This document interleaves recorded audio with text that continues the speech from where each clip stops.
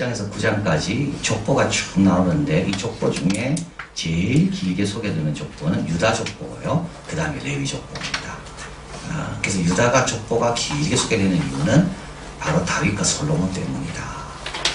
다윗과 솔로몬은 하나님의 예배를 회복하는 데 결정적으로 기여한 사람이 다윗과 솔로몬이다. 그래서 유다 족보가 중요한 겁니다. 왕이라서 중요한 게 아니라 예배 때문에. 그리고 이제 그 다음 족보가 당연히 중요한 족보는 누굴까요? 레위 족보입니다. 레위는 어떤 사람입니까? 이제 제사장이죠. 그래서 참 이게 하나님께서는 왕 같은 제사장, 이게 이제 다윗은 왕이고 레위는 제사장이고 다윗은 제사장이 될 수가 없는 이 구약의 어떤 전통이 신약에 와서는 왕 같은 제사장으로 함께 합쳐지는 것을 이제 보게 됩니다. 그래서 유다 족보를 길게 소개했고요. 그 다음에 이제 오늘은 레위 족보를 유다 족보 다음에 길게 소개합니다. 왜냐하면 역대 상하는 예배가 중요하기 때문에 그렇습니다. 자, 오늘 보면 이게 이제 네 부분으로 나눠지는데 아론 계통의 족보가 있습니다. 아론은 제사장, 대제사장이죠. 그래서 1절에서 15절까지. 그리고 다시 레위의 세 아들 가운데 모두가 공평하게 16절에서 30절까지 다 소개되고, 그리고 레위 자손 중에 찬송하는 자들의 족보가 31절, 48절까지 쭉 나오고요. 그리고 이 레위인들이 이제 찬송하는 사람들 말고 제사장들 말고는 다 흩어집니다. 그래서 그들이 사는 곳으로 어디로 흩어졌는가에 대한 것들이 쭉 나옵니다. 먼저 아론 계통의 족보를 보면 이제 레위 12아들 중에 레위가 있었고 레위가 세 아들을 낳았습니다. 게르손, 그핫, 무랄입니다. 그런데 그핫의 아들이 아므람이고요. 아므람의 장남이 아론이고요. 아론 후손이 제사장이 되는 겁니다. 이렇게 되는 겁니다. 그래서 게르손, 그핫, 무랄이 세 명이 있지만 그 중에 누구가 되는가 하면 아론이고 아론의 아버지는 아브라함이고 아브라함의 아버지는 그핫이다. 그리고 나답과 아비우와 엘르아살과 이다말, 아론은 네 아들이 있었는데 왜 엘르아살로 이어지는가 하면 나답과 아비우는 제사 지낼 때 하나님의 불 말고 잘못된 불을 사용하다가 그 제사 드리는 성막 안에서 죽습니다. 그래서 두 아들이 죽었기 때문에 이제 세 번째 아들인 엘르아살과 이다말을 통하여 이 대제사장의 족보가 쭉 이어지는 걸 봅니다. 10절, 요하나는 아사라를 낳았으니 이 아사라는 솔로몬이 예루살렘에 세운 전에서 제사장의 직분을 행한 자며, 그래서 처음으로 이제 성전에서 제사장의 직분을 행한 사람 아사라고요. 그리고 이제 15절에 여호와께서 느부갓네살 손으로 유다와 예루살렘 백성을 옮기실 때 성전이 멸망했습니다. 마지막으로 성전에서 섬긴 사람은 여호사닥입니다. 그런데 놀라운 것은 이들이 바벨론 포로로 가서도 이 계통과 이 혈통을 각 유지합니다. 그래서 18대손입니까? 누가 나오죠? 에스라가 나오는 겁니다. 그래서 에스라도 족보를 쭉 보면 이 앞에 있는 족보가 쭉 일치합니다. 그래서 바벨론 포로로 갔습니다. 여호사닥도 갔습니다. 이때 끝난 줄 알았죠. 아주 슬픈 이야기로 끝난 줄 알았는데 하나님은 꺼져가는 등불도 끄지 아니하시고 거기에서도 하나님의 거룩한 족보가 이어질 수 있도록 믿음을 신실하게 지킨 사람들이 있는 거예요. 그게 18대가 그 사람이 에스라고요. 에스라가 돌아오게 되는 겁니다. 그리고 더 놀라운 것은 다윗의 족보 가운데 순수한 족보를 지킨 사람이 누구죠? 마리아와 요셉입니다. 그러니까 지극히 평범한 사람도 하나님의 약속을 믿고 자기를 잘 지키면 정말 예상하지 못한 시간에 하나님께서 역사하셔서 하나님의 축복의 통로로 사용하시는 겁니다.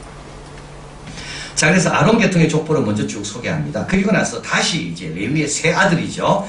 1절에서 15절까지는 세 아들 중에 그핫, 아므람, 아론 이쪽으로 쭉 갔고, 그 다음에 이제 다시 이 16절에서 30절까지는 레위의 세 아들, 이제 원래 순서대로 쭉 소개합니다. 원래 레위의 아들들은 게르손, 그핫, 무랄이며 게르손의 아들들의 이름은 이러면서 첫째 아들의 후손, 둘째 아들 그핫의 후손, 무랄이 셋째 아들의 후손, 다시 게르손의 후손, 그핫의 후손, 무랄의 후손이 쭉 나옵니다. 이 사람들은 다 누굽니까? 제사장은 아닐지라도 모두가 다 레위의 후손들입니다.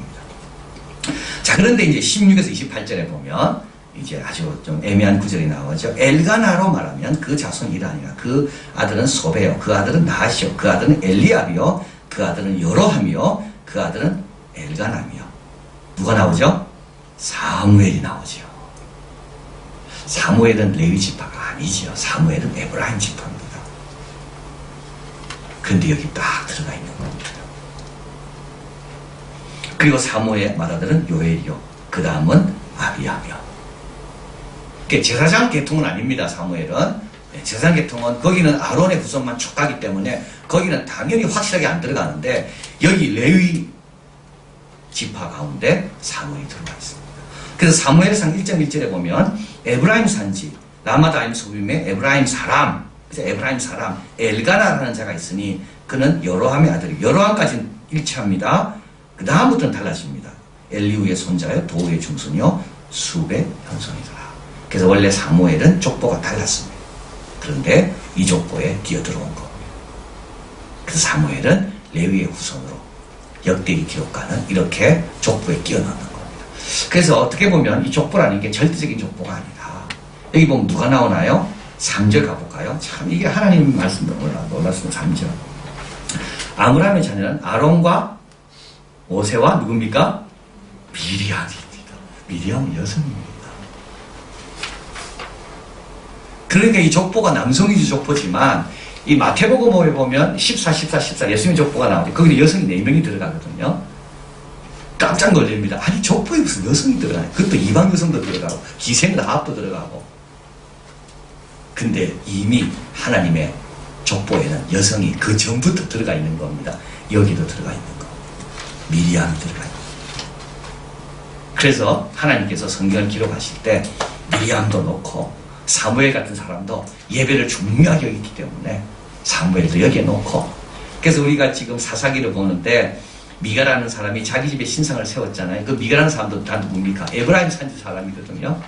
그런데 똑같은 에브라임 산지 있었지만 사무엘의 엄마 한나, 사무엘의 아버지 엘가나는 거기에 가지 않고 어디로 내려왔어요? 실로까지 내려왔어요.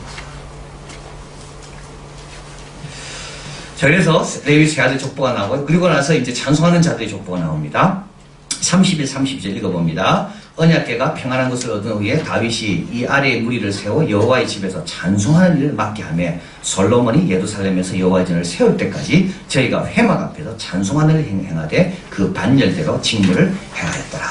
그래서 이제 언약궤 앞에서 성막 앞에서 찬송은 언제부터 올려나기 시작했을까요?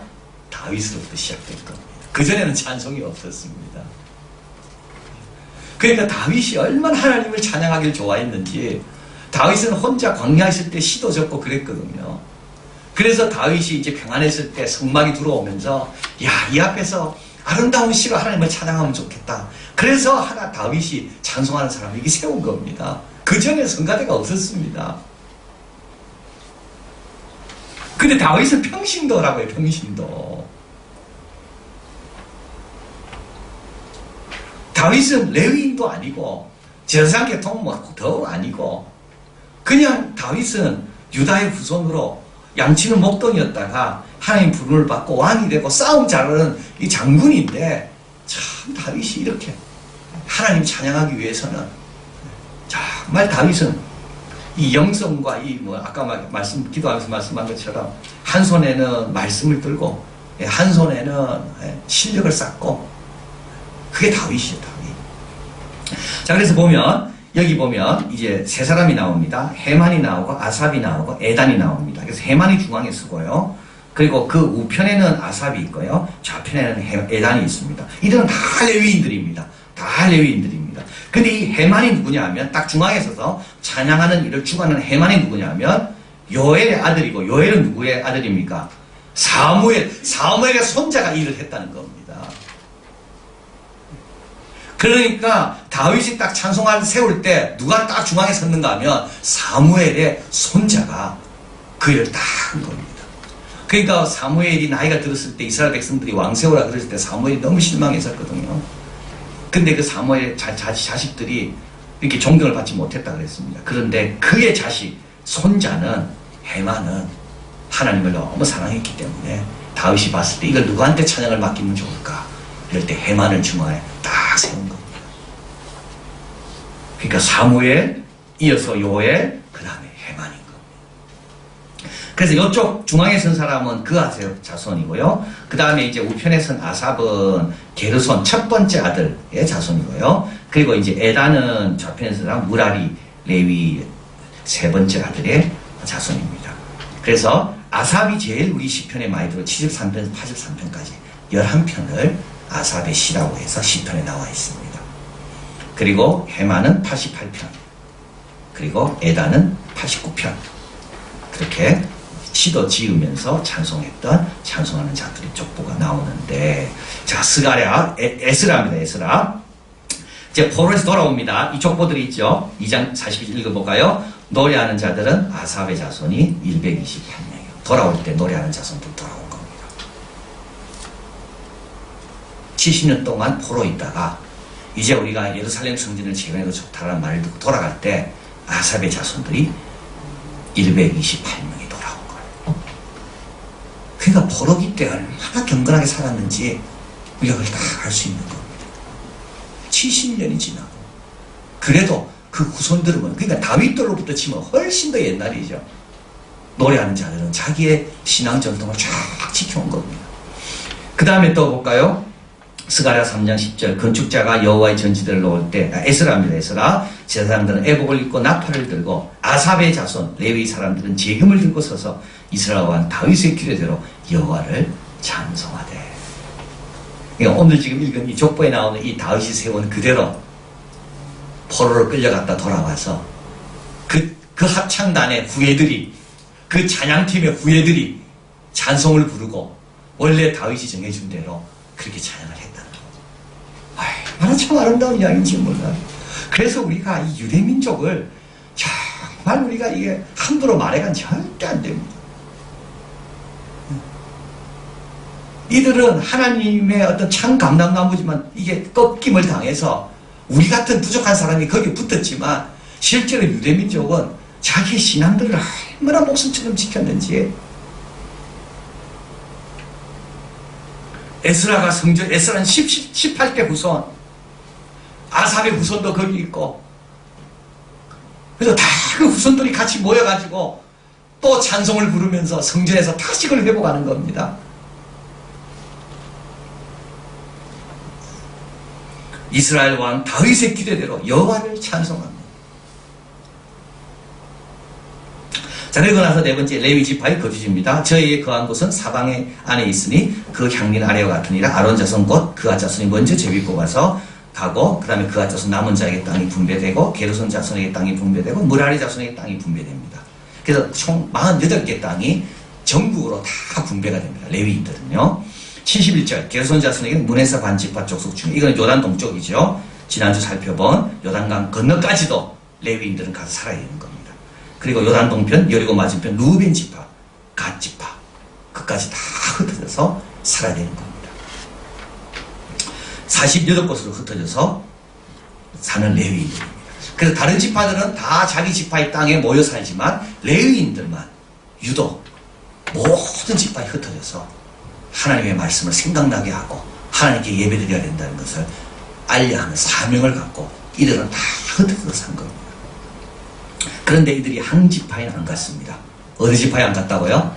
단 지파요. 지금 우리 새벽에 말씀 나누고 있잖아요. 단 지파 사람들은 하나님 주신 땅을 버리고 가장 평안한 곳, 가장 안전하고 약자들이 편하게 있는 곳을 와가지고 그걸 점령해서 다 죽이고 거기에 또 신상을 세워서 신로까지 가지 말도록 한 사람이 단지파. 단지파 쪽으로는 안 갔습니다.